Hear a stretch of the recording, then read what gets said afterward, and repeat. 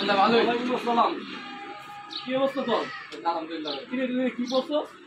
দেশের জাতি ভাই বাংলাদেশ। দেশের জাতি মানে কোন দেশের জাতি বলছো তুই? এটা বাংলাদেশ। বাংলাদেশের জাতি বলছো তুই?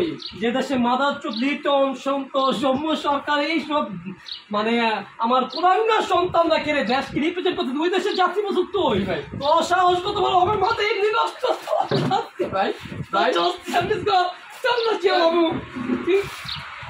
কোন জাতি বলছো? ভাই কে ভাই কি এটা বল তুই বল ভাই। আগুন কই আগুন কই আগুন কই আগুন দে। মাথা নষ্ট আমার মাথা নষ্ট।